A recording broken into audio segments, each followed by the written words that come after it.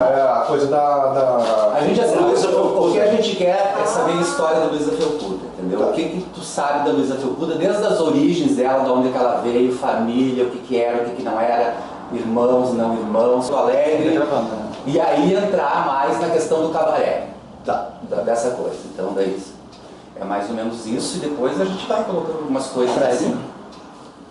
É claro que daí tu fala, quando, por exemplo, tu tá falando lá do cabaré, tu vai falar da questão política, da ditadura, assim, tu já falou, do cenário, como é que era Porto Alegre na época e tal, bom, coisas que tu já sabe, né? Mas desde a origem, era, não era?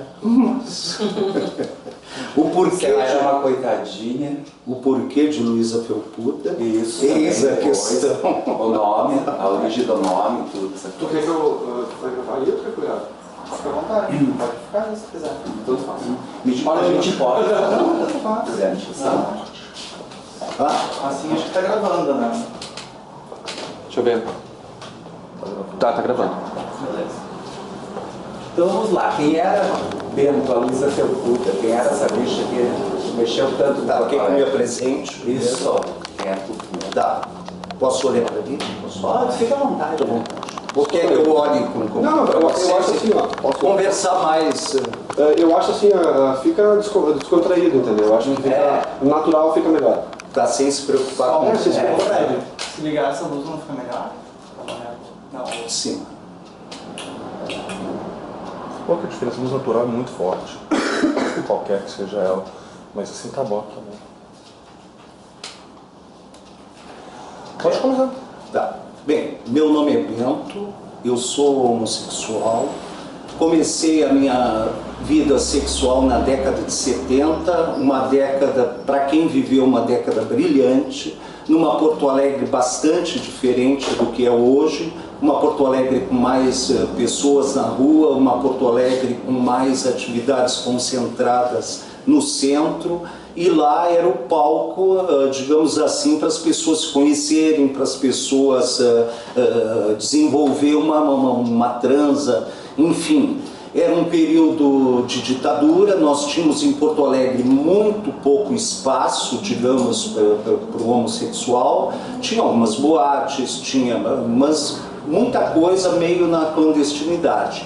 E para te conseguir, digamos, um motel, nem pensar, não recebiam pessoas do mesmo sexo. Então nós tínhamos a opção, ou tu ia para a Santa Casa, né, os fundos da Santa Casa, entre a Santa Casa e o necrotério, que era uma área em obras, então esta área era no escuro ali, tu conseguia até por ficar perto do centro. E nesse período nós tínhamos 2 ou 3 casas que recebiam as pessoas. Uma delas era da Luísa Felpuda, que ficava na Barros Cassal, e ela tinha uma parte que ela encontrava e ela fornecia meninos. Tá, mas essa parte eu não vivia, essa parte dos meninos. Ela recebia pessoas de mais idade, ela recebia muitos políticos e ela alugava quartos. Então a gente chegava na casa, tu entrava, né? Tinha uma parreira, daí tu ficava embaixo da parreira, ela aparecia na janela, tem um quarto, Luísa. Daí a Luísa, só um pouquinho, já vai desocupar, a Luísa te fornecia um quarto, tu fazia o teu programa e ia embora. A Luísa era muito conhecida, ela vem de uma família tradicional de Uruguaiana e ela veio para Porto Alegre lá pela década de 50, ela era uma funcionária pública, ela trabalhava na administração do porto de Porto Alegre e ela tinha a casa dela. E o nome de Luísa Felpuda, o apelido de Luísa Felpuda, vem do seguinte, porque ela todos os dias, às 8 horas da noite, ela descia a Rua da Praia, com seus meninos de programa, mais uns amigos, e ela fazia ir até a Praça da Alfândega para mostrar o seu produto. Então ela descia a Rua da Praia, depois subia a Rua da Praia. E quem estava na Rua da Praia dizia, olha, tem gente nova na casa da Luísa. E era a Luísa Felpuda, porque além dela ter pelos, ela no inverno usava um vison e mais peludo, obviamente, parecia um urso descendo a Luísa como um urso pela Rua da Praia. Então daí vem o apelido de Luísa Felpuda. Ela, durante muito tempo, ela recebeu pessoas, então ela era uma celebridade, né? Não havia quem não conhecesse a Luísa Felpuda. E quem estava na Rua da Praia, se fosse cumprimentado pela Luísa Felpuda, subiu o ibope, né? Olha, a Luísa Felpuda cumprimentou alguém, né? Então, era uma glória ser cumprimentado pela Luísa. E a Luísa, com a história dos seus meninos, né, ela veio, infelizmente, pela ganância do menino, ela veio a ser morta. Ela tinha mais 2 irmãos, tá, também gays, tinha um irmão que era doente, um outro que não era doente. E, inclusive, ele matou os 3, né? Ele matou os 3 e incendiou a casa, por causa de um anel de brilhante, que na realidade ele nem pegou o anel de brilhante, ele pegou uma cópia do anel de brilhante. Mas ela ostentava aquele anel de brilhante, então quando ela ia para a Rua da Praia, não se sabia se era o legítimo ou não, mas ela fazia questão de mostrar o anel. E como é que era o Deprec ali, o Porto, o Cais naquela época quando ela trabalhava ali? Não tinha o muro, é óbvio, né? Ali, Não, no começo o muro foi erguido, o muro do Mauá foi erguido no começo dos anos 70, 72, 73, 74, antes não tinha, né? Onde está hoje a estação do Transurb, nós tínhamos o Mercado Livre, era chamado Mercado Livre porque era o mercado onde tinha frutas e verduras, e o outro era gêneros alimentícios. E esse Mercado Livre era abastecido, Porto Alegre era abastecido por barcas. Então ficavam elas estacionadas naquele pier ali e os carrinhos abasteciam aquele mercado. E o Porto de Porto Alegre tinha uma alta cabotagem, porque chegava 4, 5, 6 navios ao mesmo tempo. E a Luísa era a pessoa que autorizava esses navios, né? Pode atracar, não pode atracar, pode sair. Então ela tinha essa parte política dela, vem esse conhecimento político da função que ela tinha. E aí, em relação às pessoas que frequentavam ali, porque tem essa coisa de que frequentavam argentinos, uruguaios, pessoas conhecidas e tal, de Porto Alegre, políticos e tal. Segundo, isso daí eu não posso assim afirmar porque eu nunca entrei na primeira sala. Tá? A primeira sala, que dava as janelas para a rua, né? Tinha a porta, tinha a primeira sala. Esta primeira sala tinha uma televisão, na época em cores, era o máximo, né? E ela fazia questão de convidar os guris para assistir a televisão em cores. Então essa televisão em cores, eles ficavam ali. Então este público que ia à procura de meninos, ficava ali. E ela telefonava, mas era uma época que não tinha telefones. Tá? E eu trabalhava numa farmácia na Independência, quase esquina com a Barros Cassal. E esta farmácia tinha uma cabine, tipo cabine inglesa. E a Luísa ia lá, comprava um monte de ficha, aquelas fichinhas, e ela ia para lá para chamar. Se tinha alguém, daqui a pouco chegava a pessoa. E às vezes a gente ouvia, né? Ela dizia, não, eu tenho um menino, tá aqui, tu vai gostar, pode vir, vai te esperar. Ela fazia esse meio de campo e diziam as pessoas, não sei se verdade ou mentira, que políticos, obviamente, que em algum lugar eles teriam que ir, né? Então talvez se sentisse mais confortável lá. E se ouviam as pessoas falarem, a casa da Luísa é boa porque lá não bate a polícia, lá não tem decote. Então, talvez por essas pessoas que frequentavam, nunca se ouve nesse tempo todo, ouvi dizer a alguém que, olha, tem problema de polícia disso, daquilo na casa da Luísa. Sabe de onde é que vinham esses garotos da casa dela? Ela regimentava na própria Rua da Praia. Porque a Rua da Praia, vocês imaginam, a Rua da Praia, né? Sei lá quantas mil pessoas durante o dia. Então, na Rua da Praia, tu tinha de tudo, né? Só para vocês terem uma ideia do que era, eu me dava ao luxo de caçar em uma quadra. Eu não atravessava Borges, porque atravessar Borges tinha sinaleira. Então, vocês devem conseguir fotos disso. Ficava todo mundo se olhando como uma guerra e depois ia todo aquele povo para conseguir atravessar. Então tu perdia tempo e tu não precisava. E a caçação era uma coisa muito sutil, por isso que eu digo, caçador de rua é uma arte de caçar na rua, né? Então tu parava numa vitrine, dava uma olhada, tem as 3 olhadas, né? A primeira é reconhecimento, olha, olhei. A segunda, será que está me olhando? A terceira, tá, filho, pode ir em cima que está morto. Então se olhou 3 vezes, pode ir em cima que está morto. Então nós tínhamos também a preocupação, será que é alguém do DEICOD ou não? E daí vem a expressão, tu é entendido? Daí surge a expressão entendido no período da ditadura, que foi maior lá nos anos, final dos anos 70, 77, 78, 79. Então entendido, como assim entendido? Não, tu entende arte, está na moda, tu entende moda, tu entende livro, tu tinha que ter esse jogo de cintura já preparado para sair. Eu nunca fui abordado nisso, mas conheci vários outros que militaram em outros movimentos e que tiveram problema com eles, né? E tinha os quartéis ali também. E tinha, não, a Rua da Praia, nós tínhamos os quartéis e nós tínhamos muita polícia do Exército, a PR, por causa dos milicos. E os milicos ali eram o INPS dos milicos, eles iam lá para receber, até porque tinha as tias velhas que pagavam, escolhiam o seu milico. Então a coisa funcionava assim. E tu tinha os bares também, né? Tu tinha os bares no entorno da Santa Casa, então dependendo se a criatura era mais poderosa, convidava o menino, né? Vamos fazer um lanche, vamos tomar uma cerveja, vamos tomar um chopp. Então tu ia pro Peter Pan, né? Os que tinham mais condições, né? Arrastavam mais. Mas não adiantava ter condições, nós tínhamos uma coisa que elas não tinham, que era a juventude, né? Então quando tu tem juventude, tu escolhe, né? Quando tu não tem, daí tu paga. Eu conheço umas bichas mais velhas, como não podiam ir para motel, elas alugavam um apartamento no centro para fazer as festas. Ah, muitas tinham festa. E tinha uma outra coisa, quando tu marcava, por exemplo, quando tu marcava durante o dia, como não tinha motel, tu ia numa imobiliária, pedia uma chave, transava no apartamento e devolvia a chave. Então tu tinha que ter o cuidado para não ir sempre na mesma imobiliária. Então tu tinha que ter para conseguir. Quer dizer, a gente dava jeito, né? A gente dava jeito. Ali na Santa Casa, onde tem hoje o Hospital Santo Antônio, ali era um estacionamento. Onde tem a parte nova do Santa Rita, embaixo era o necrotério. Então ali se velava, tinha várias capelas.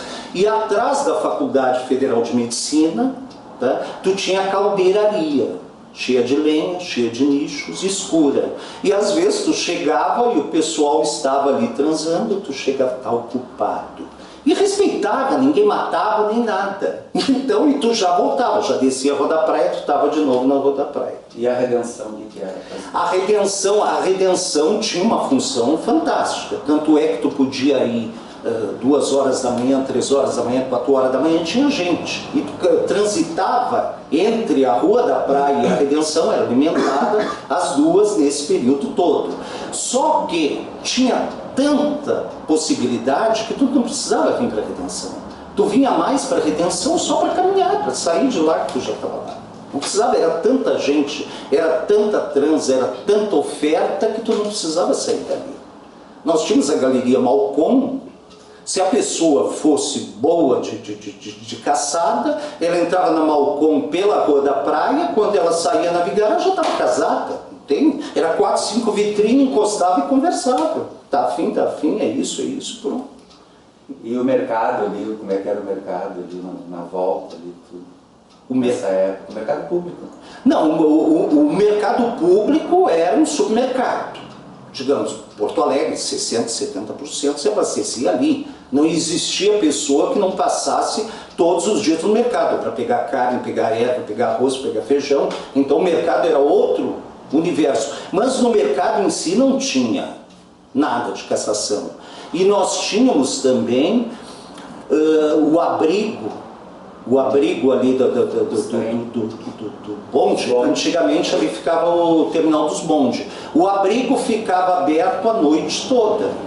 Tá? Então às 2 horas da manhã, 3 horas da manhã dava fome, tu descia até o abrigo e tu tomava uma batida. Não sei como a gente não morria, porque botava de tudo, ia ovo com a casca do ovo, ia abacate, ia aveia, ia chocolate, e comia um pastel, tu estava jantado. Então era uma opção barata e todo mundo. O centro tinha vida. Tá, e as bichas finas, porque tu tá falando das pobres, pelo jeito, o que elas faziam? Não, querido, não é questão da bicha fina, bicha pobre. Tu sabe que a bicha fina só se realiza quando ela está no meio dos pobres, porque é lá que as coisas acontecem, né? Elas, entre elas, elas vão ficar se olhando, né? Que elas são fracas, vamos combinar, né? Elas não são das pobres. Uma coisa que eu ia te perguntar, tu estava contando antes para nós, antes de a gente começar a gravar, sobre a função dos cinemas. Isso é acho que era legal. interessante isso. Tá. Porto Alegre, digamos, tudo que acontecia culturalmente era no centro de Porto Alegre.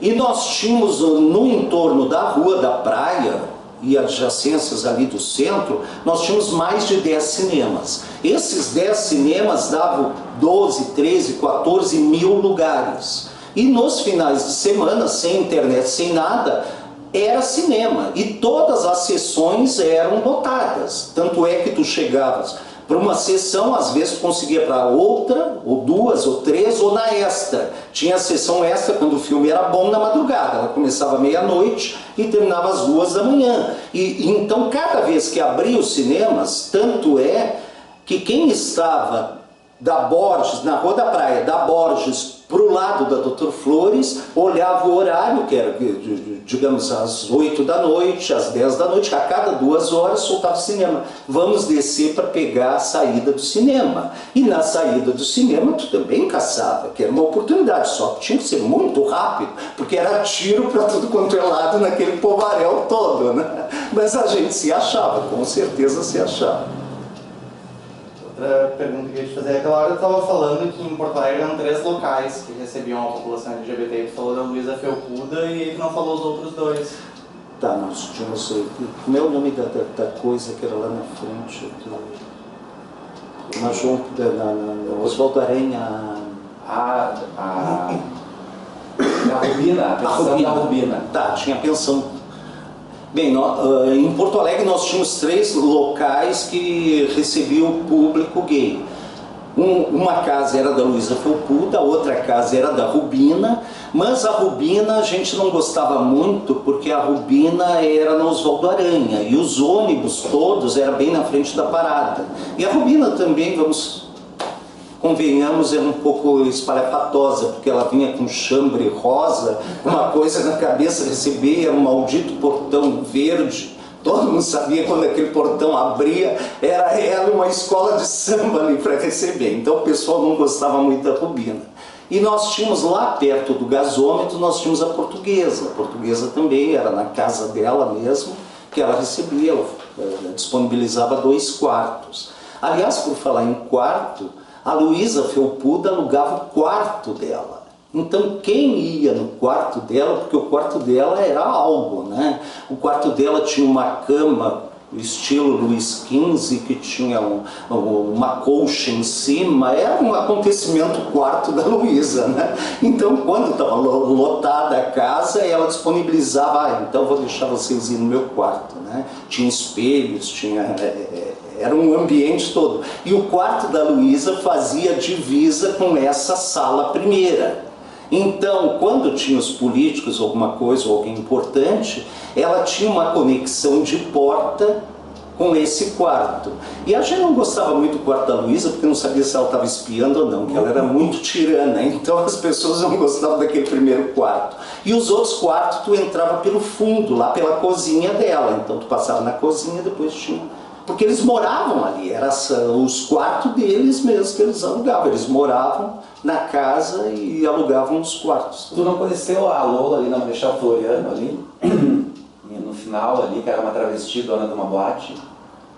Bem a Lola. Era uma travesti meia índia, assim. Sim, conheci de nome, mas não... E nós tínhamos as boates, a boate em Porto Alegre. Hoje, quando se fala em boate gay, já começa que a boate gay, a festa vai começar às 2, 3 da manhã para terminar às 6 da manhã. E eu me lembro, eu não frequentava boate, mas eu me lembro de amigos que diziam, nós temos que ir para a fila da boate, porque cabiam 300 pessoas, 250. Então os primeiros 250 entravam. Depois, para te entrar, só se saísse um. E tu ia às 8 horas para a fila. Vou ficar na fila porque a festa valia a pena. Eram tão poucas opções que as pessoas se sujeitavam a ficar naquela fila para entrar na boate. Deixa eu perguntar uma coisa a respeito da casa da Luísa Felpuda. Tu falaste a respeito dos políticos, né? Eles se misturavam ou então era aquela coisa tipo, olha, tá chegando um político, então vamos fazer uma coisa diferente? Não, digamos, os políticos e os meninos ficavam na primeira sala. Sim. E nós, clientes, não tínhamos acesso a essa primeira sala. Então essa primeira sala era alguma coisa privê, né? E ela chamava as pessoas conforme as pessoas talvez se comunicassem com ela e dissesse, eu quero tal guri, loirinho, pretinho, branquinho. Ela agendava esse menino e já marcado. Tanto é que talvez esta parte do quarto dela ter a ligação com a primeira peça era para essa pessoa não estar transitando. E a relação dela com os irmãos dela, tanto esse que era meio com deficiência, como o outro que tu falou que os dois eram gays, né? Eles moravam na casa e estavam ali. Os três moravam na casa. Durante a tarde a Luísa ia para o DEPREC, trabalhava no DEPREC, no seu horário, mas eles ficavam cuidando da casa. A casa abria a tarde toda. E aliás, a Luísa era uma pessoa muito bondosa, uma pessoa muito generosa. Na própria farmácia, e ela era muito amiga do gerente da farmácia. Eu era menino na época. E ele também era muito esperto, porque quando a Luísa estava para telefonar e chegava uma pessoa pobre, ele fazia um escândalo, esse remédio é importante, a senhora não tem dinheiro, coisa e tal. E a Luísa simplesmente dizia, para criança, quanto é que é? É 50 reais, 60 reais, bota minha conta aí e dá o remédio. Então isso eu vi várias vezes a dar remédio para muita gente, porque eles vinham da Santa Casa e vinham da beneficência com a receita. Então ela tinha, até talvez porque tivesse, né, um ganho extra, então podia fazer esse tipo de coisa. E como é que ela cobrava, será? Os quartos dos clientes tinham um preço? Não, nós os quartos, digamos, é como se fosse um motel, né? É 20 reais, dava os 20 reais e pronto. Né? Ela cobrava aquele preço. E pagava pro garoto também ou não? Ou ela que se acertava com o garoto? Não, esta parte eu não sei dizer, porque como eu disse antes, eu nunca entrei na sala e eles não se misturavam. Eles só ficavam na primeira sala. E nós entrávamos pela entrada do carro, que era essa barreira, e nós íamos, daí ela via que alguém passou no portão, ela sabia que entrou, tinha uns bancos, a gente sentava ali, daqui a pouco ela vinha, está ocupado, depois eu chamo. E ela tinha uma expressão interessantíssima, que daí depois, quando ela dizia, vai nesse quarto aqui, fique à vontade, pode brincar. Você dizia, pode brincar. Ela tinha um senso de humor muito... Eu queria saber, devido assim, à popularidade dela, essa polêmica toda, né, dela ter também um poder, né, ela conquistou inimizades nesse tempo? Eu não saberia te dizer se ela conquistou inimizades, mas ela tinha uma bicha, quase uma travesti, uma loira, que fazia parte digamos assim, do esquadrão dela que descia todo dia a Rua da Praia. E na época, depois ficou provado que não foi ela, esta bicha foi acusada de haver matado, né? Então, aliás, ela teve, o caso dela teve uma repercussão muito grande, em primeiro lugar, pela pessoa que ela era, em segundo lugar, porque foi uma coisa hedionda, que depois ele botou fogo na própria casa, então chamou muito atenção, e toda essa história, porque inclusive muitos jornalistas famosos frequentavam a casa, então daí quiseram dar esse destaque, digamos assim, para a morte da Luísa. Mas para todo mundo foi um golpe, né? Aliás, naquele período várias morreram, né? Se for procurar, e era uma coisa, digamos assim, que se tinha a impressão que dava que matar um homossexual era uma coisa menor, porque não se investigava, investigava, mas não muito, digamos, vamos investigar, mas impossível que não achasse, né? Então eu sempre dizia e continuo dizendo, antes de levar alguém para sua casa, conheça. Leve, nós temos saunas, nós temos as vídeos, você não vai estar sozinho, você vai estar com uma outra pessoa, mas não, a primeira coisa que eles fazem, eu tenho isso, trabalho naquilo, o número da conta, o número do CPF, um monte de coisas, são mortos, né?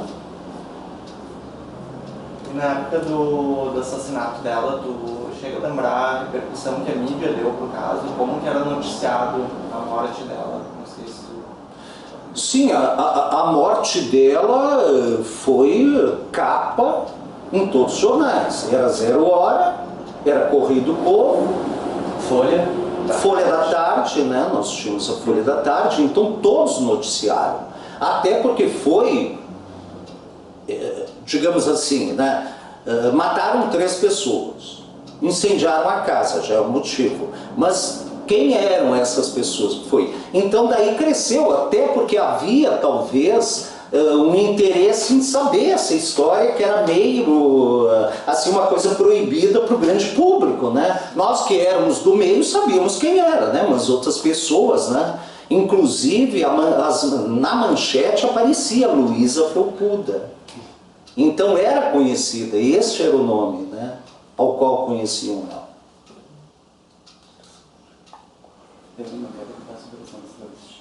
Então, eu queria ver outra pergunta que eu ia te fazer, era, quando tu estava contando todas essas estratégias que se tinha para fazer as caçadas dentro de Porto Alegre, e tu fala também dessa descrição que tinha que ter por causa da polícia, né? Como é que era a repressão naquela época? O que acontecia se a polícia pegava 2 caras juntos, ou uma travesti, alguma coisa assim?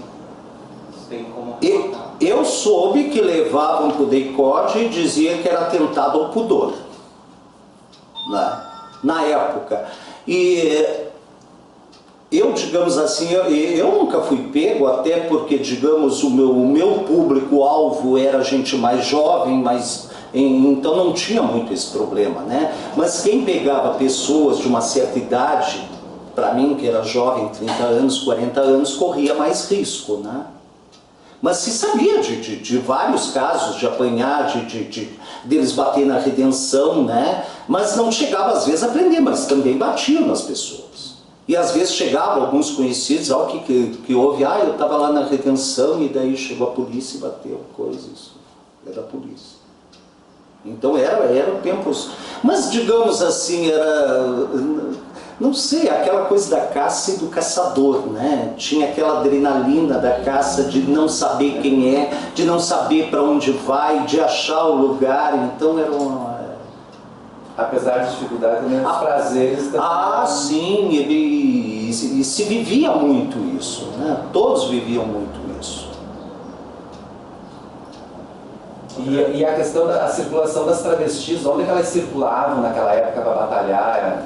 Porque a gente acho que já naquela época já tinha umas 3 ou 4 casas de pensão para travestis, né? Tinha ali na Comendador Coruja, tinha uma ou duas, e ali na São Carlos tinha outra. Tinha essa da Rubina que tu falou na Oswaldo também. Isso. As travestis ficavam no começo mais concentradas no entorno da hidráulica.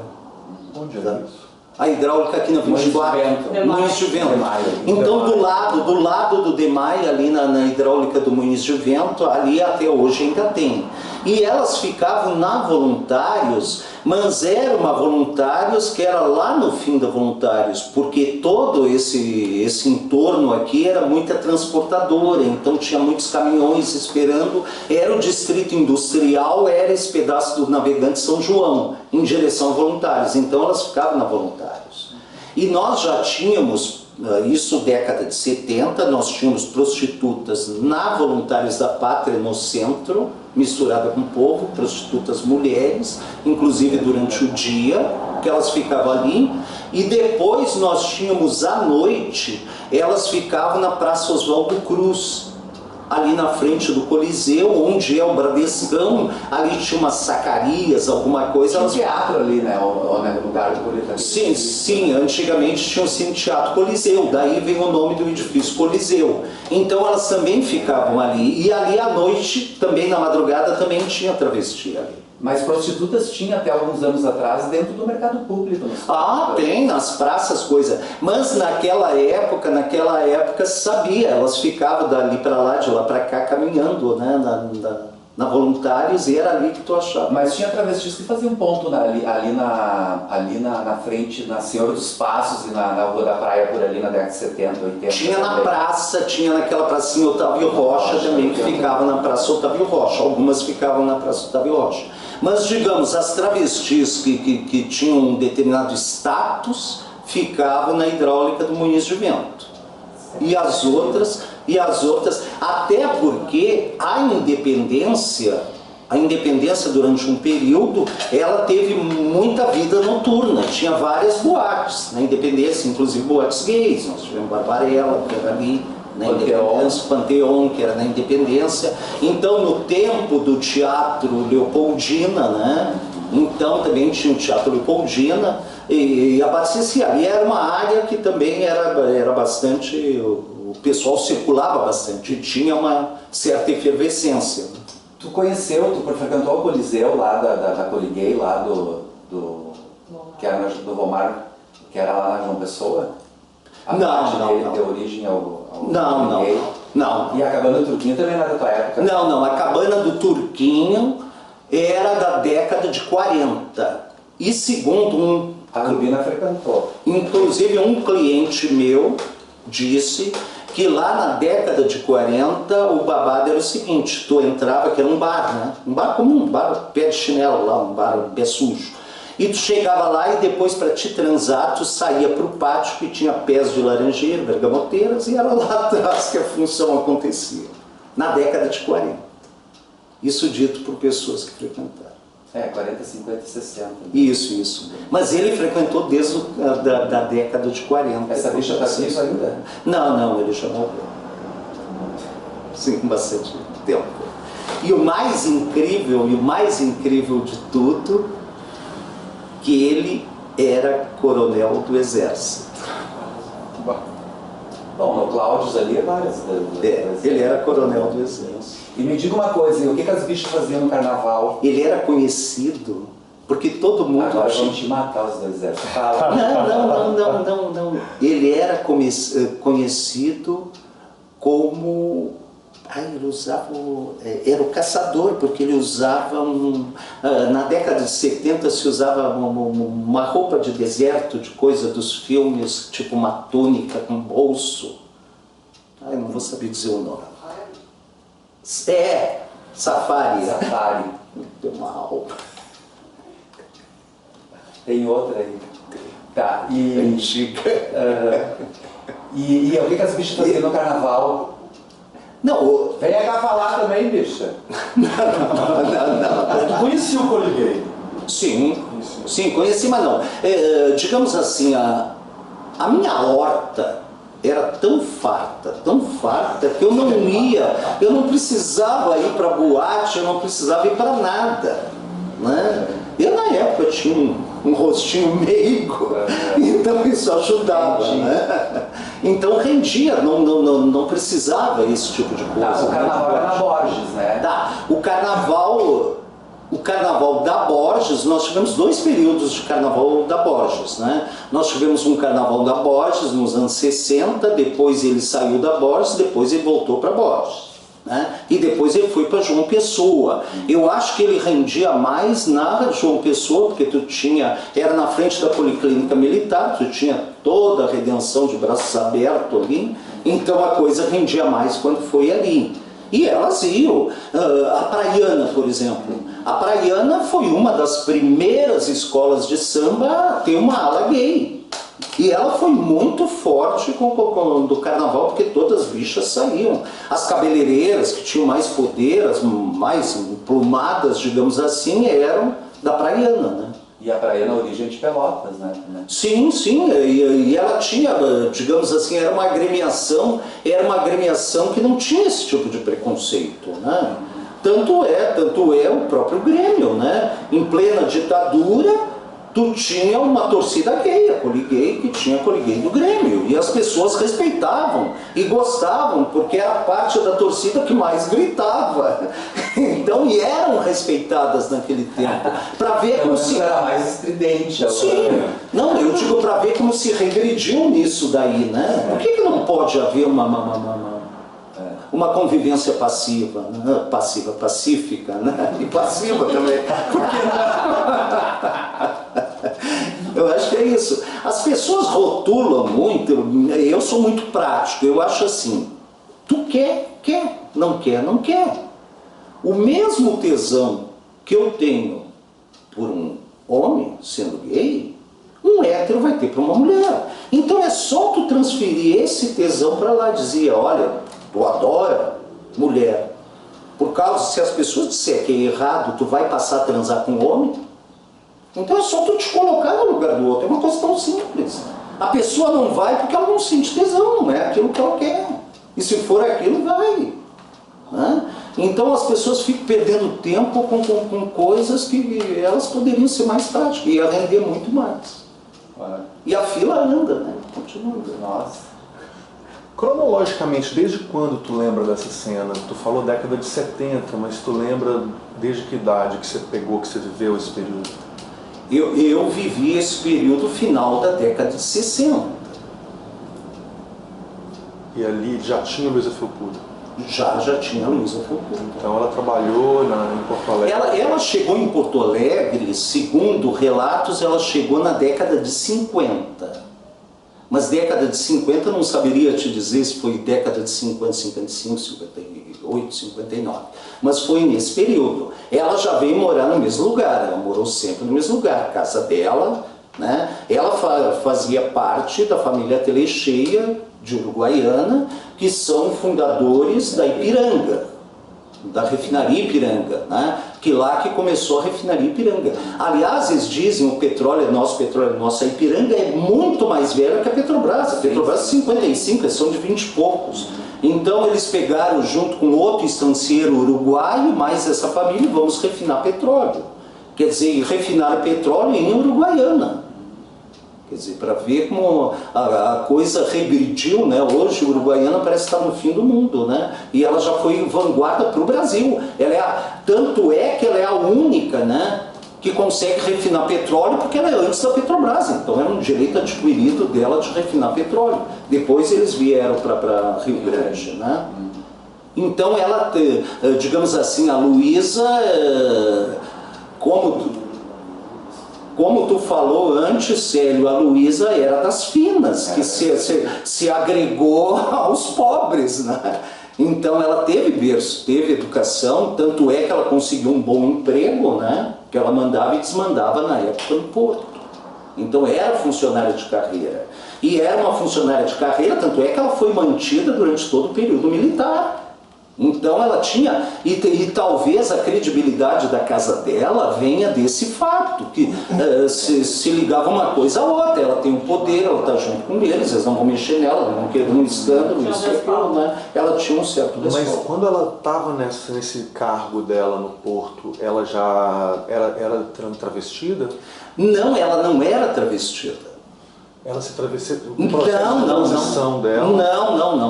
A Luísa usava calcinha de homem, coisa, não sei se fazia xixi sentado, isso é outro departamento, mas ela era toda vestida de homem. O nome Luísa Felpuda vem daquele casaco que no inverno ela usava, e aquela touca, ela tinha uma touca dos russos, peluda. E que as bichas botam nome feminino também nas outras, mesmo não sendo travesti. Então ela não era um travesti? Não era. Não, ela tinha esse nome feminino, mas ela não se travestia.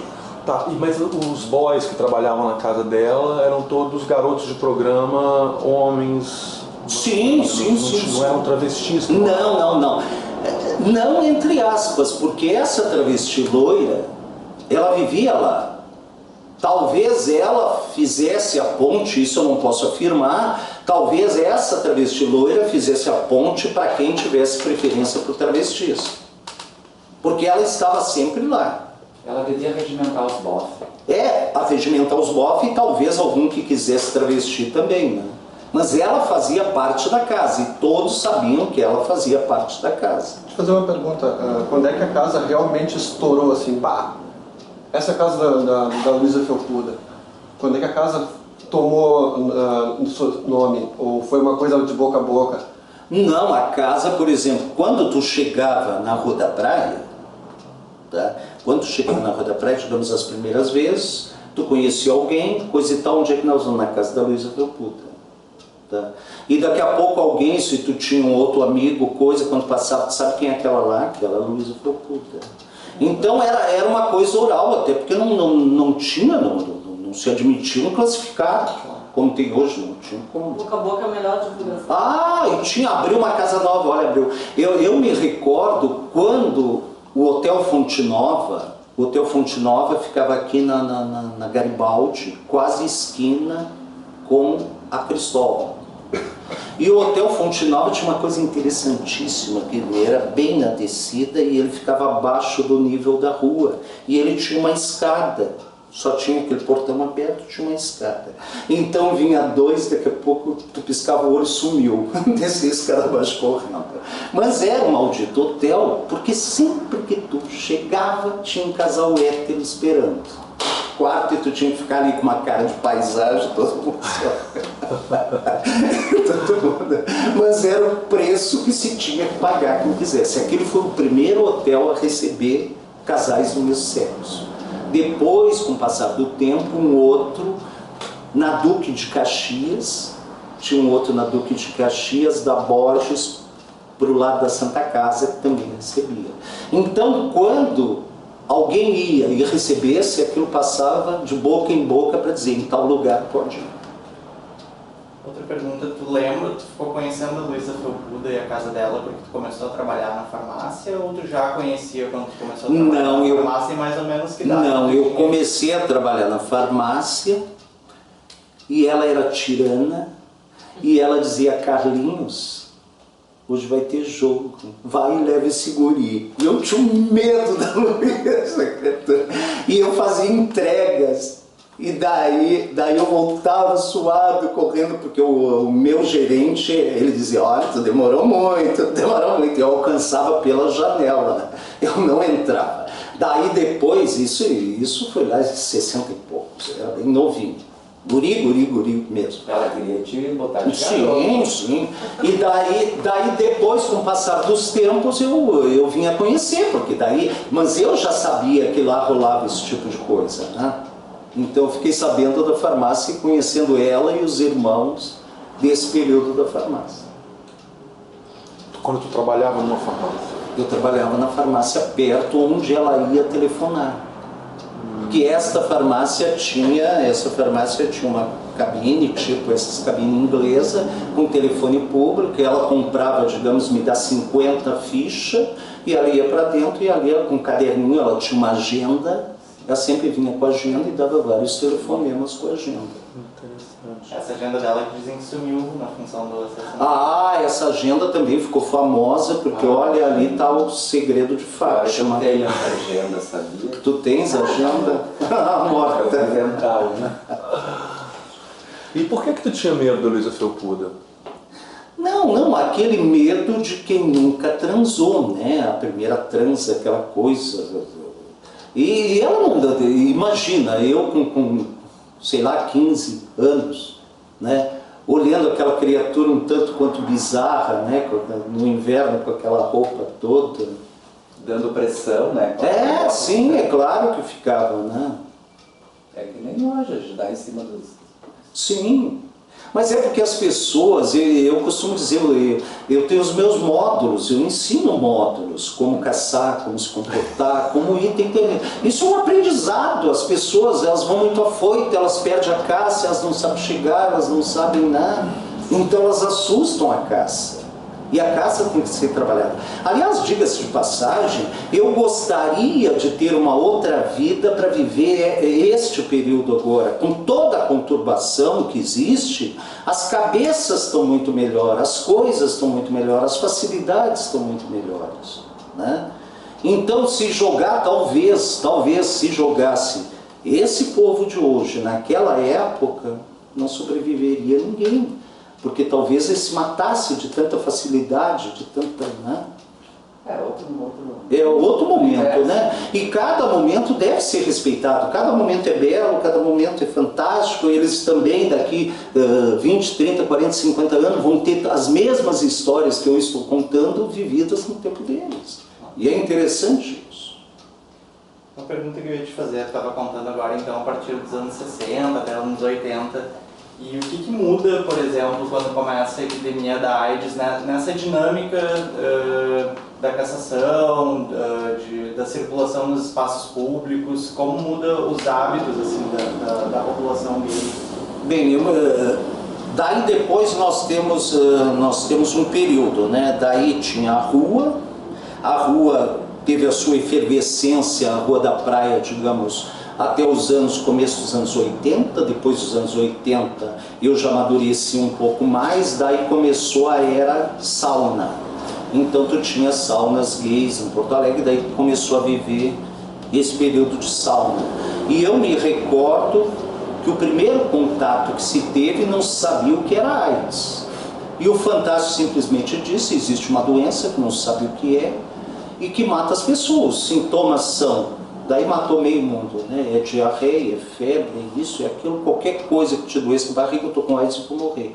E diga-se de passagem, eu vi, não foi uma, nem duas, nem três pessoas se terminarem em 30, 60 dias. Era 30, 60 dias. Eu assisti uma cena, está documentado em jornais, em coisas, uma cena melancólica de uma criatura amparada pelos amigos, a criatura se desmanchando na frente do pronto-socorro, as pessoas do pronto-socorro dizendo, não podemos pegar, nós não sabemos o que é, imagina se aquilo pegasse por uma infecção, por alguma... não sabia, ficou todo mundo perdido. Então, tanto é que hoje, né, o grupo na faixa dos 40, 50, 60, 70 anos usam preservativos. Nós nascemos, nós vivemos essa parte, tem que usar preservativo. Essa molecada hoje, eles pedem, tu faz empelo é fazer sem camisinha. Ah, tem remédio, não dá nada, tem remédio. Então eles não sabem o perigo que é. E nós tivemos que nos adaptar àquilo, era uma realidade. Tu tem duas opções, ou tu não transa, ou tu transa com camisinha, ou tu vai morrer mesmo, né? Até surgir coquetel, até toda essa parte foi uma parte de angústias. Eu me recordo uma coisa que certo vocês depois vão cortar, mas eu vou contar para vocês. Eu me recordo que eu estava aqui na sauna da Rio Branco, que no final de semana ficava a madrugada toda, e as bichas vinham do interior, as mais pobres, né? Então elas vinham, chegavam de Passo Fundo, de Caxias, disso, daquilo, entravam na sauna de tarde, largavam as roupas, iam para a boate, depois voltavam que podia dormir, tinha um tapetão grande, um quarto, todo mundo se atirava ali morto. E daí na madrugada deu um tititi na sauna. Ah, sabe quem é que está na sauna? O Cazuza e o pessoal da banda dele de apoio.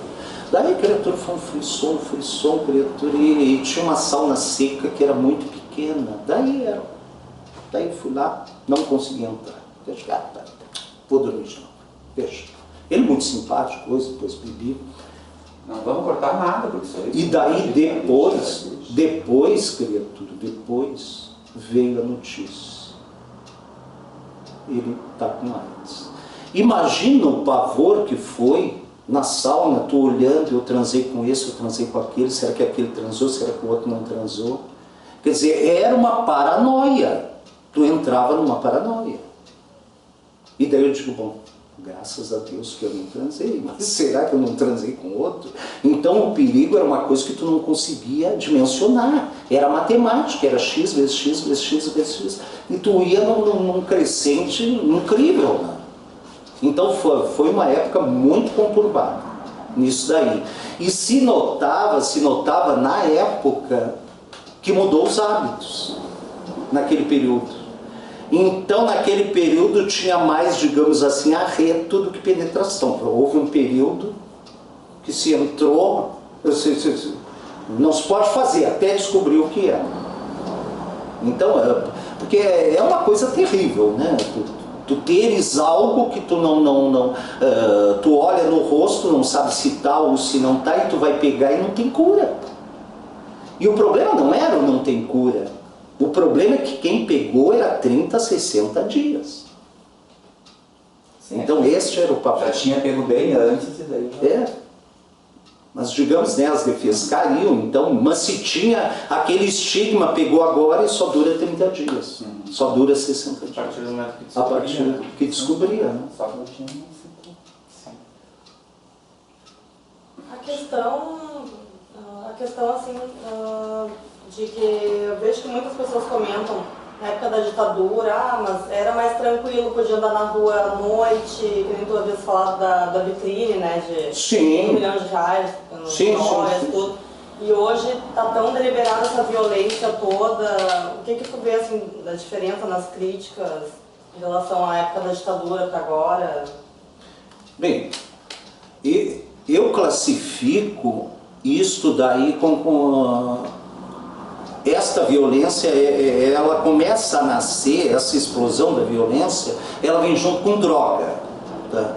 E na década de 70, ser maconheiro, pelo amor de Deus, era o fim do mundo. Olha, o fulano é maconheiro. E o coitado, ele ia lá para o fim do mundo numa árvore escondido. Hoje eles se drogam com todas essas outras porcarias, se tu olhares, tu é o errado.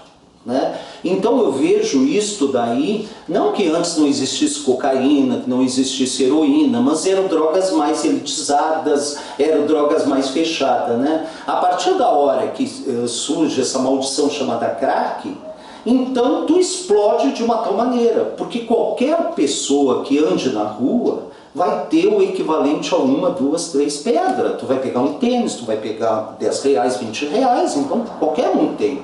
Até porque tu tens que sair com 20, R$30 para dar para o bandido. Porque isso, entre aspas, poderá fazer a diferença entre ficar vivo ou morrer, né?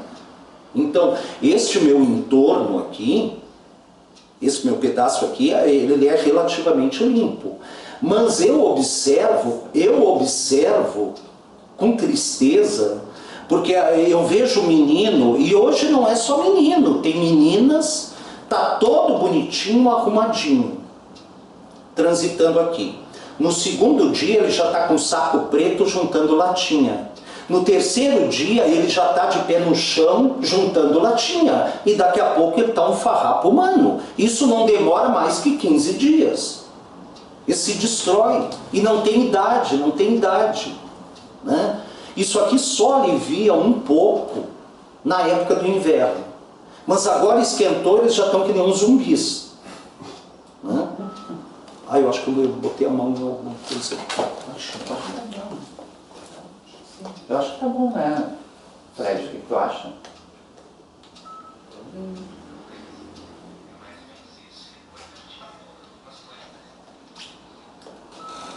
Eu acho que assim.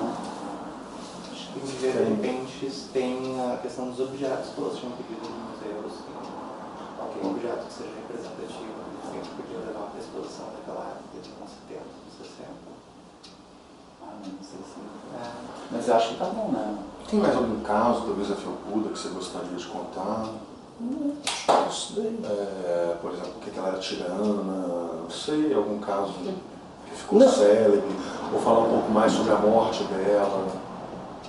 De repente podemos falar. Não, ela teve essa notoriedade porque ela era muito reservada, né? Ela era uma pessoa, a Luísa era uma pessoa muito reservada.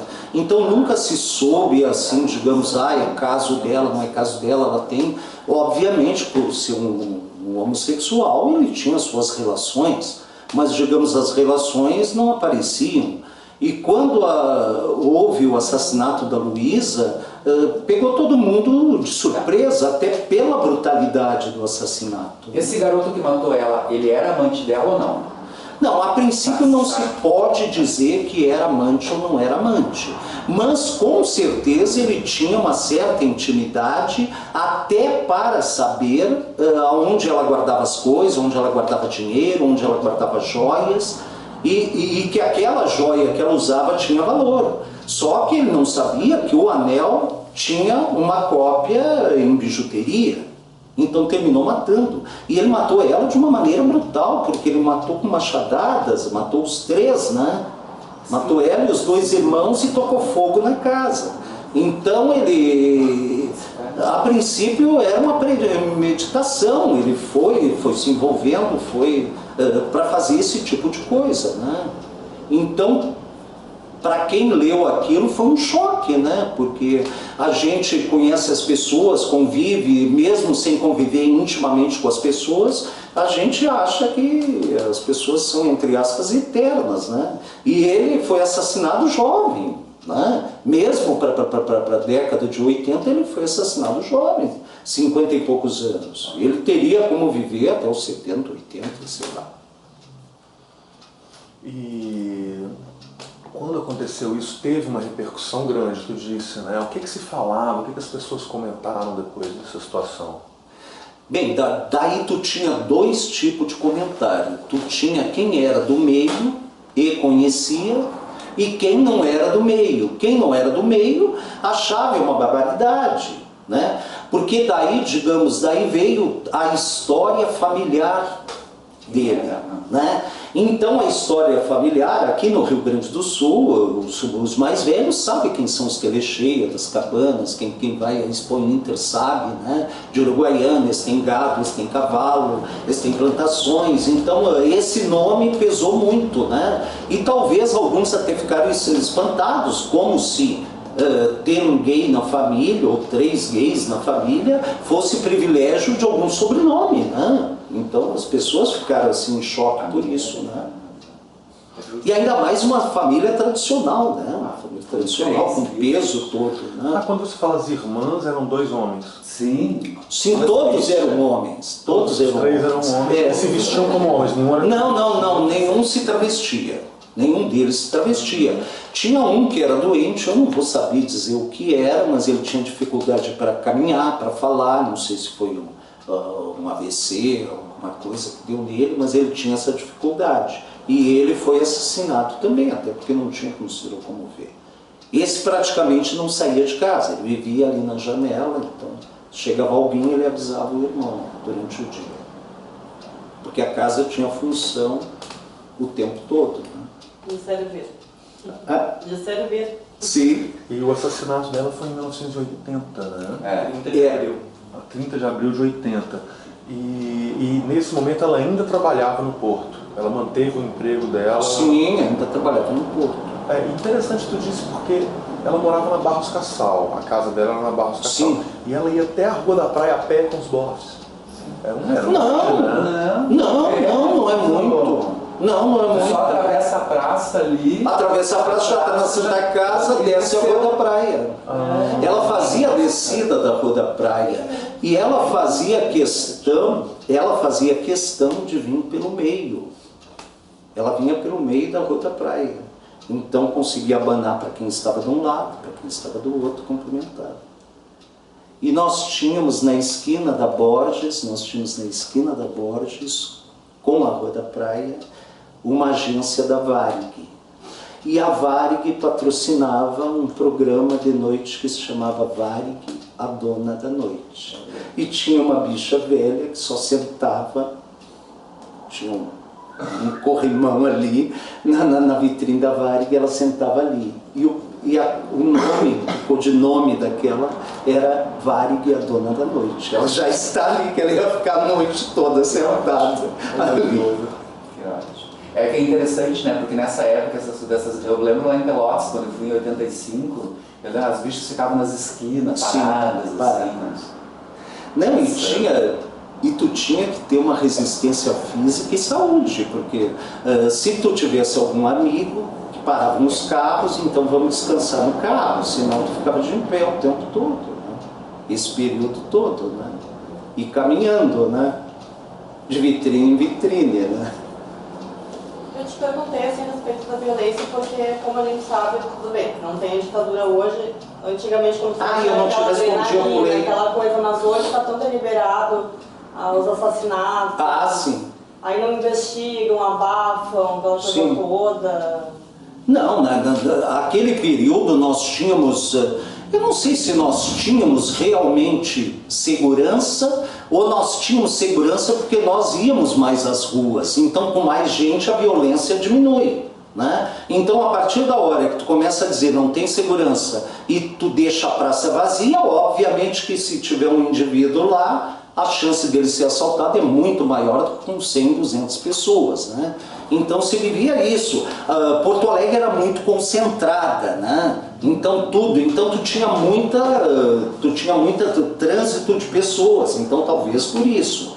Mas também tu tinha no regime militar, as pessoas sabiam que iam para a cadeia, ficavam lá, tinha lugar, digamos assim, para botar, né? Então, e dificilmente voltavam para a rua com a rapidez que voltam hoje, né?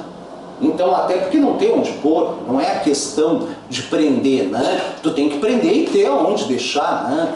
Então, hoje eu acredito que a justiça vive esse dilema. Ele matou, tá, matou. Com quantos tiros? Um tiro. O outro matou com 6, ele é mais perigoso. Prende o que matou com 6 e solta o que matou com 1. Quando ele chegar a 7, ele vai para o lugar do outro. Então, é a opção que se faz. É irônico, mas, né, termina tu fazendo isso, né? Então, hoje, tu roubar uma carteira é grandes coisas. O culpado que mandou ele ter carteira. Se não tivesse carteira, roubou o celular. Então, essas coisas se tornam pequenas. E aí a mesma coisa com a drogadição. Tu vai acostumando a ver as pessoas dormir na rua, aquilo passa a fazer parte da tua paisagem. Tu passa ali, olha, tem um poste na esquina e tem um dormindo na esquina. O poste e o dormindo na esquina. E tu fica aceitando aquilo como normal, né? Isso é triste, né? Banalização, né? E eu noto que cada vez, até por uma questão estrutural de família, que hoje não se tem família, né? As pessoas com essa velocidade são muito individualistas e outras precisam sair, então tu não tem aquela educação básica, né?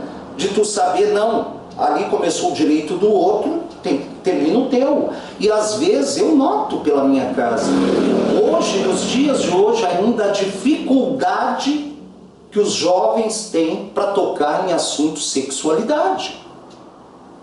Eles não têm com quem falar, eles não têm dizer, pai, eu gosto disso, mãe, eu gosto daquilo. Quer dizer, até tem uma piada que faz sentido, pai, eu sou homossexual. Tá, mas tu é o ativo, né? Que bom, mas tu é o ativo, né? Como se fosse uma coisa, dar ou comer fosse uma coisa, né, maior ou menor, né? Então, é essa desestrutura que faz, eu não tenho com quem contar, não tenho com quem falar, eu vou para os amigos todos desmiolados. Então, isso é bom. E a criminalidade, ela te atrai porque ela é uma coisa boa entre aspas. Ela te oferece, né, uma coisa que tu não tem em casa, ela te oferece droga de graça, ela te oferece festa de graça, então fica esse glamour, né? E a gente termina ficando refém. Eu noto que hoje, de cada 10 pessoas que eu falo, 7, 8 não saem de noite. Eu penso 3 vezes para sair de noite. Eu pego o telefone, peço uma pizza, reúno todo mundo lá em casa. Eu tenho clientes que têm carro, eu prefiro, não sei se é pior andar de carro, andar de ônibus ou de lotação. Porque entre ser assaltado na lotação, provavelmente não me mate, e com carro talvez até me mate.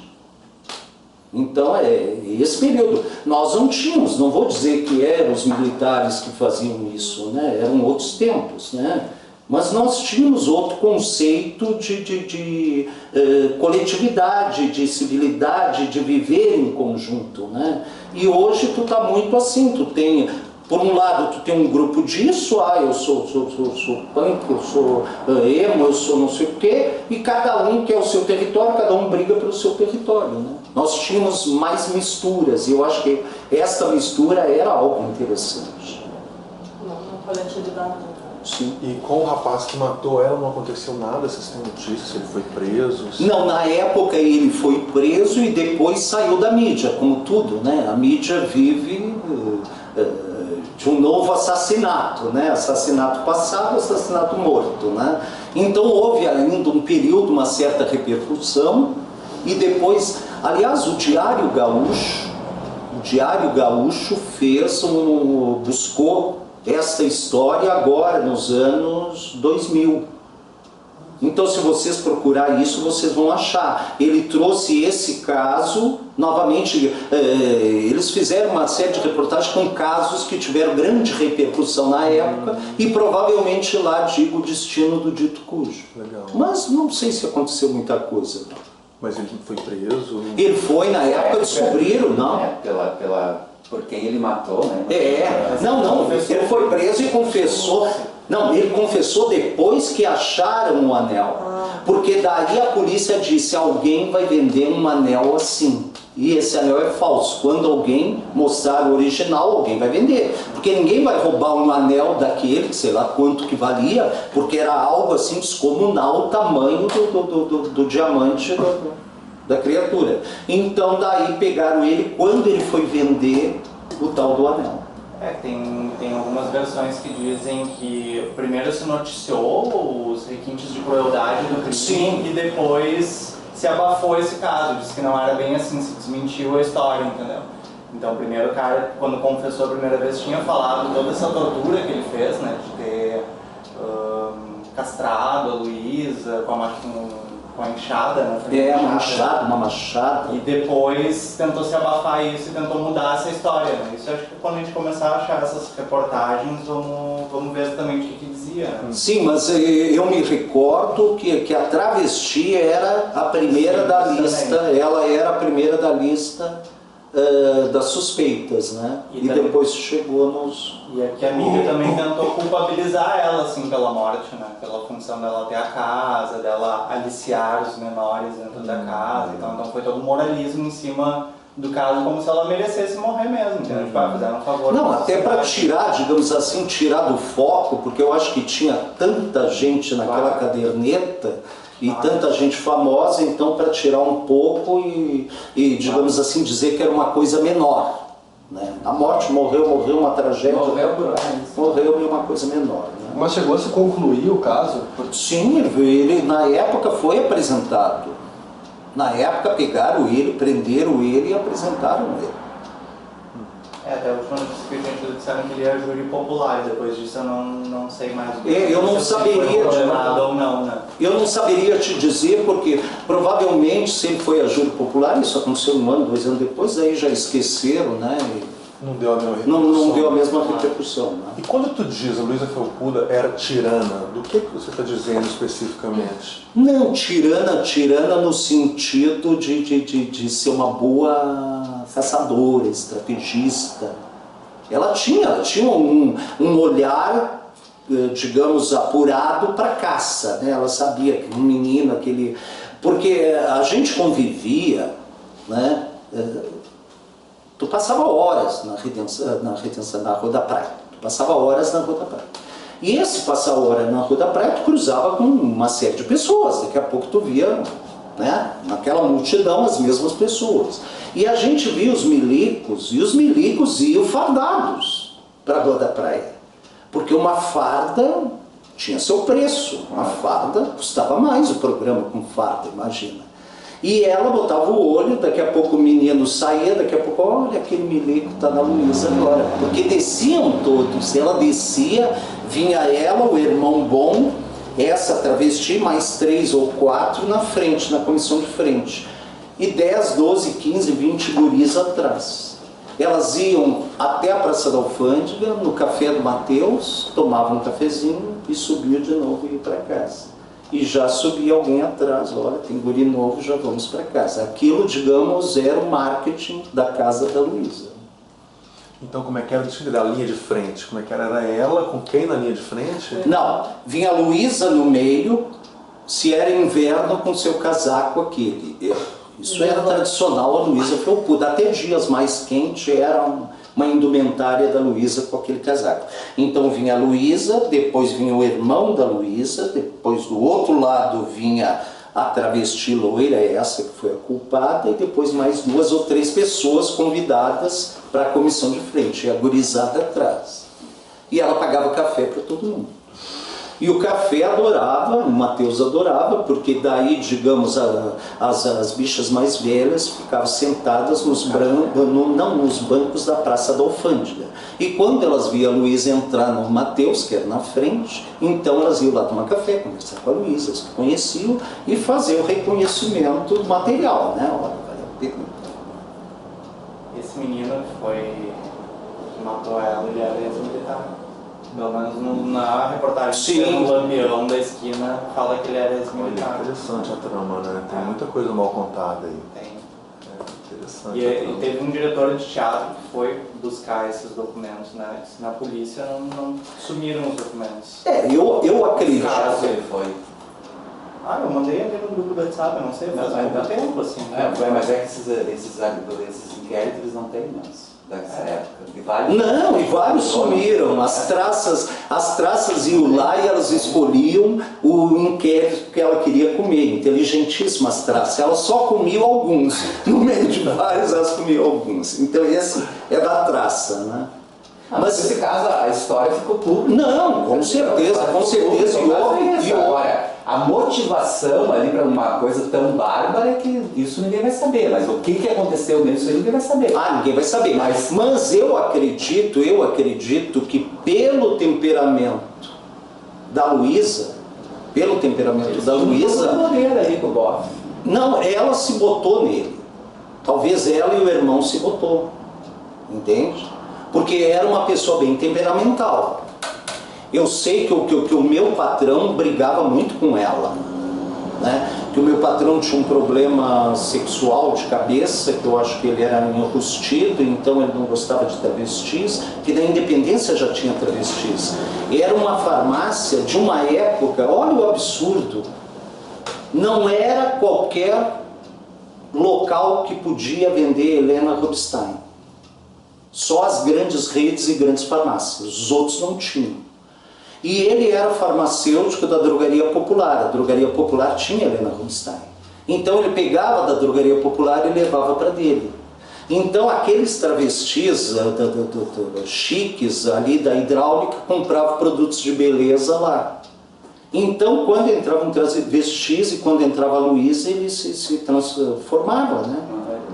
Esse puto já está aqui, esse puto de novo, não sei o quê. E ele tinha uma chave, aliás, ele era uma pessoa folclórica. Atrás dessa dita cabine dava para te passar. E atrás tinha uma chave. Então ele ligava e desligava o telefone, caía a ficha, caía a ficha, caía a ficha. Quando a fila estava grande, ele ia lá e ia comendo ficha, tendo uma fila. Quer dizer, uma pessoa completamente louca. E eles tinham atritos, às vezes, de dizer, e ela era uma pessoa de um temperamento bem forte, que às vezes ela dizia, eu não estou te vendo, estou te ignorando, estou comprando, estou pagando, é público, entro a hora que eu quiser. Então ela dizia, ela tinha isso. Né? Sim, era de família, né? Então por isso que eu acho que toda a crueldade no crime tenha sido isso, talvez até, isso eu não posso afirmar, ela tratasse esses meninos como mera mercadoria. Entende? Não, tu tá aqui, tu vai fulano, tu vai secando, tu vai fazer isso, tu vai fazer aquilo. Acredito eu que isso também, isso é como o Célio disse, isso ninguém vai ficar sabendo nunca, né? Porque ninguém vai matar daquela maneira, tocar fogo, tudo aquilo, é muita premeditação do crime, tempo para fazer o crime, né? Muita crueldade, né? Muita crueldade, então é coisa que foi. Porque mesmo que tu tenha sido pego de surpresa, tu não vai ter toda essa logística em mente, né? Engraçado que ninguém viu, né? Essa parte é interessante. Mas eu acredito que foi na madrugada, né? Eles viram com fogo daí, quando já estava fogo, tanto é que os corpos ficaram carbonizados. Uma pergunta que eu queria te fazer, você falou dessa circulação de travestis ali na Independência e na farmácia. Quando a gente entrevistou a Marcele trabalhava na Santa Casa e se prostituía, a Marcele Malta, né? Se prostituía lá na hidráulica. Tu chegou a conhecer ela nessa época? Talvez conheci, sim, talvez conheci, mas não de nome. Sim. Talvez, porque todas frequentavam a farmácia, que era a única daquele caminho e que tinha esse tipo de coisa. E ele tinha no fundo da farmácia, tu vê a coragem, né? em plena ditadura, ele tinha uma boutique clandestina no fundo da farmácia. Então tu abria uma prateleira, tirava uma prateleira, uma porta com uma prateleira, e entrava e ele trazia originais mesmo, tinha muito perfume importado. Então elas se abasteciam de perfumes lá. Onde era essa farmácia? Ainda existe a farmácia, só que antes era do nome dele. É na esquina, praticamente na esquina da Barros Cassal com a Independência. Tem um mercadinho e ela é do lado, ainda tem uma farmácia. Do lado do Bambus ali, eu já comprei. Isso. Doutor Eugênio Deutsch. E a casa dela ficava em que altura da Barros? Quase esquina com a Vasco Alves. Que é pro outro lado, né? Não é pro lado do Bonfim, é pro lado do Flamengo. Não, pro lado do Bonfim. Do lado do Bonfim, na Passa descida. É Vasco Alves? Não. É José Altão ali. Irmão José. Não, o Altão é lá adiante. É na descida da Independência. É, a primeira quadra. Primeira quadra. Vasco da Gama? Não, ali é Irmão José Altão. Ali é o irmão José Altão, Ah, já mudou, não é mais Vasco da Gama. Tá, mas do outro lado é então. No outro lado é Barros Cassal. Que é ali onde Não, menino, a rua é aquela rua que paralela de tráfego todo, um pedaço é José Altão e outro é Vasco. Vasco. Vasco, sim. Mas ela é na esquina da José Altão, então. A segunda casa da esquina. A casa não deve existir mais. Não, construíram um edifício. Construíram um edifício. Ela foi toda tombada.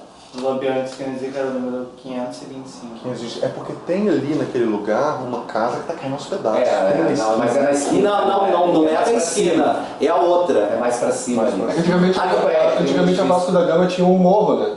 Tinha. Antes de fazer, depois fizeram viaduto, né? A casa dela é a terceira casa, porque já tinha um edifíciozinho do lado. Então tem a casa ainda não? Não, construíram um outro edifício, onde tem dois edifícios juntos. O segundo edifício da Oswaldo Aranha para Barros Cassal.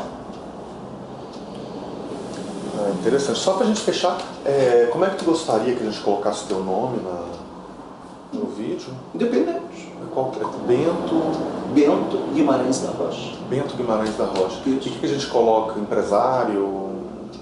Não, se quiser dizer que eu tenho a casa, íntimos vídeos. Proprietário da íntimos vídeos. Até porque aparece, velho. Não, inclusive eu te pedi pra gente colocar como agradecimento, íntimos vídeos, com a logomarca, assim, pode colocar? Pode. Somos públicos. E às vezes privados. Então tá, Bento de Guimarães e que a gente coloca lá empresário. Proprietário de íntimos vídeos. Tem aqui e ainda tem lá perto do... Não tem. De lá eu vim pra cá. De lá tu veio pra cá. Quanto tempo faz que você tem na... 6 anos aqui, 10 anos lá. E passou muita gente, muitas histórias. O dia que eu contar minhas memórias, aliás, farei uma caderneta também, aquela, uma agenda preta. Então, para a edição dos vídeos, a gente está colhendo autorização oral, assim, gravada aqui, está gravando, né, para não precisar colher por escrito e tudo. Aí você autoriza que a gente edite a sua fala e faça um vídeo para colocar no YouTube, para divulgar? Sim, com certeza você pode fazer uso dessa matéria da melhor maneira possível. Então, aí outra coisa, a gente está fazendo essa parceria com o museu, né? Falou, né? E o pessoal do museu pediu se a gente pudesse, além de documentos, esses registros em vídeo, se tem algum objeto, qualquer tipo de objeto que seja representativo da LGBT de outras épocas, assim, se tu tiver alguma coisa, lembrar de alguma coisa que possa ser. Não, só oral, assim, de matéria. O Célio que fez um trabalho lá que tinha um monte de coisa que contava do Dirney, daquelas coisas do tempo do Flowers, do tempo da Crocodilos. Crocodilos não, era papagaios.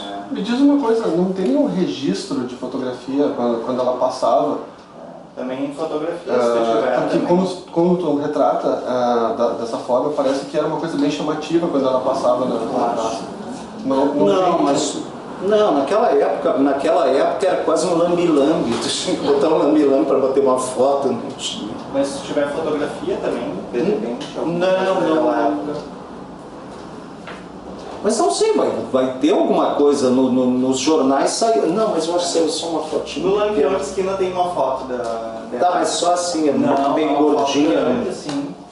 Era baixinho, meio gordinho, meio... Ele tá sentado, terno, assim. Tá sentado, De perna cruzada, assim, né? Cara, Não, ele era meio poltrona, gordinho, ele era né? numa poltrona. É, Numa poltrona, assim. Isso. Numa poltrona. tipo, parece um trono, né? Não, ela era. É, dá pra perceber só pela roupa. Você imagina se era de família tradicional da fronteira, imagina, né? Devia tomar. Mas lá em Uruguaiana, puta, eu não sei se nós temos lá no negócio. O Ivo. Teve uma bicha das antigas que tinha uma boate. Mas lá. claro, o Ivo. Quem foi a Uruguaiana e não entrou no quarto do Ivo é a mesma coisa que em Roma e não vê o Papa. E o Ivo, vou te dizer mais, o Ivo tinha uma popularidade, na Uruguaiana, e lá se usa os chibeiros. Os chibeiros é quem atravessa a fronteira a pé. E o Ivo tinha a sopa do pobre. E o Ivo, os chibeiros do Ivo só faziam o seguinte, eles traziam farinha, porque farinha tinha muito valor. E ele vendia farinha para as padarias para comprar material para fazer a sopa. Então eles traziam, sei lá, 1 tonelada de farinha por dia, de 5 em 5 quilos, e eu passando com 5 quilos. E ele desfilava na rua de charrete, Ele né? tinha, Andava. na fronteira dizia-se o seguinte: não existe melhor lugar para iniciar um menino do que na casa do Ivo. Então o coronel chegava com o menino, esse menino é virgem. Acha uma mulher que vai ensinar ele bem. Ele pegava a tal da mulher, tá, vai, ensina o menino. E ele saía de charrete aos domingos, tinha também, talvez esta tradição da Luísa de fazer esta descida vem de Uruguaiana. Porque o Ivo saía às 10 horas da manhã, ele e as meninas dele na charrete, e dizem que o Ivo tinha um relho de um tamanho monstro, e quem se metesse com as meninas dele apanhava. Não existia mais homem do que o Ivo. E era uma bicha travestida. E ela passeava pela cidade de charrete, todo mundo cumprimentava, olha o Ivo. Existe documentação disso, e na época do aniversário do Ivo, as rádios ficavam uma semana com música pro Ivo. Fulano dedica música pro Ivo, fulano dedica música. E essa documentação lá em Uruguaiana mesmo. Lá em Uruguaiana, o quarto do Ivo, a casa do Isso Ivo. aí é interessante. E o Ivo era travestido. O Ivo era travestido, era um mulato, grande coisa, e ele tinha um cabaré, na realidade, com mulheres, né? Não era travestis, eram mulheres, mas ele defendia as mulheres dele, e na fronteira dizia, não existe quem trate melhor as suas mulheres que o Ivo. E ele não deixava, malandro não se metia com as mulheres dele. Tu vê numa época, né? E ele É que a viveu... prostituição não adianta, cara. A prostituição... É que nem tu falou, a elite precisa da prostituição. Sim, sim. Prostituição é uma coisa que não Até tem. porque a elite fica entre eles não vai ter graça, né? E o mundinho deles é tão pequeno que eles têm que expandir os horizontes, né? Então tá, Bento. Tá, valeu, obrigado. Nós vamos deixar informado em relação à exposição lá pra ti lá, porque a gente fez várias pesquisas de outras coisas lá. Ah, tá, eu acho que é. Tá, eu estou fazendo o caminho inverso.